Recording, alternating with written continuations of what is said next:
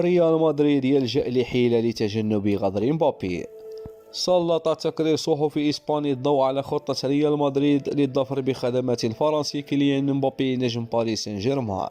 وبحسب صحيفة آسي الإسبانية، فإن ريال مدريد منفتح على ضم مبابي، وليس لدى الإدارة أي نية لدفع يورو واحد لباريس سان جيرمان.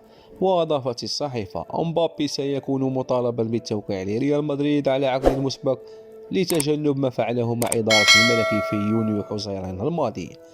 وانتشرت عدة تقارير مؤخرا عن عدم نية مبابي لتجديد عقده مع البي اس جي بعد 2024.